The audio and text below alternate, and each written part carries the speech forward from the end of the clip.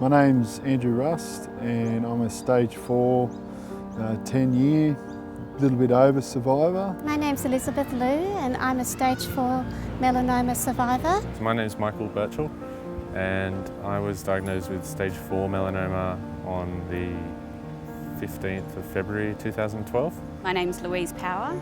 I was diagnosed with stage 3 melanoma in May 2011.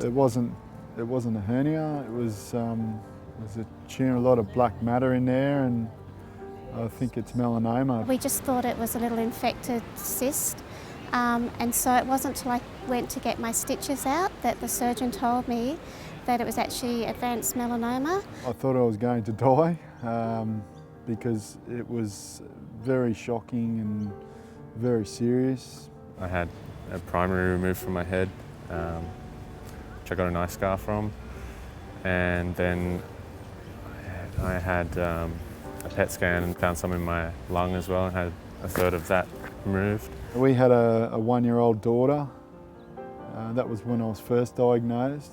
That was really tough. I wasn't sure if I was, going to see her grow up. So. You don't ever imagine that anything's going to happen to you, and I was, I was in a very busy job. My career was going well. 25-year-old male, the world was my oyster, and just never thought it would be me, basically. I just couldn't believe, because I had no previous moles or anything like that, so it was totally shock. I had a lump on the side of my head that I really needed to get checked out, that I'd been told a number of times was nothing to worry about. 4.5 years it nearly was, and nothing had come back, and I was starting to feel pretty confident that, perhaps I was sort of one of the rare percentage that might have skated through. I think the hardest thing for me was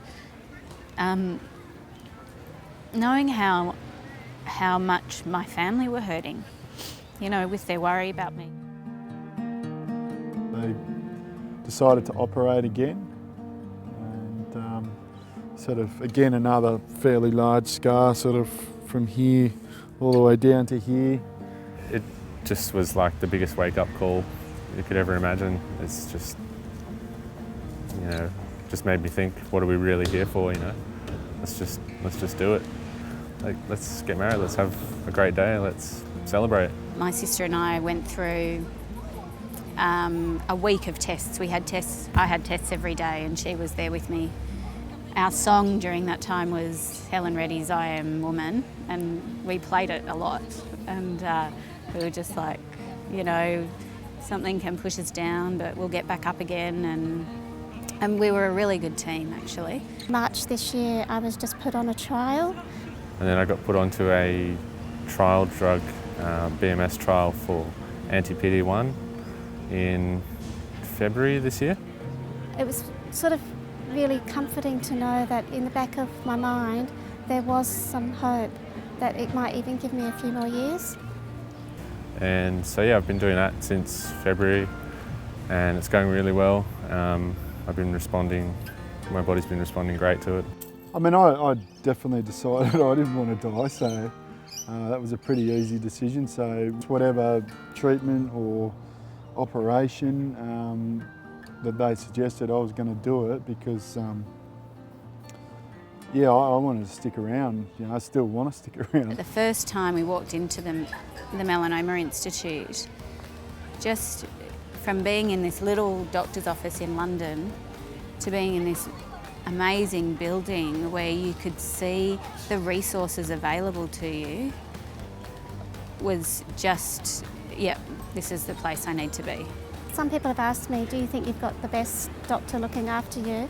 And I can sort of say to them that, I've got actually all the doctors, and one of the best doctors is just right at my doorstep. I don't think I could ever speak highly enough of what they did for me, and my family too. Without the Melanoma Institute, these guys are just every day on the grind working for a cure for this. And without their support and help, my journey would have been so much different. I really think they will find a cure in the future. And I guess all of us want quality of life. It's the small moments in life where they have that really nice holiday or that great experience with their family or friend, you know, to have that sort of taken away from you at any stage of life because of a disease I think it's tragic, you know, and research is really the key to allowing everyone quality of life, and everyone deserves quality of life. So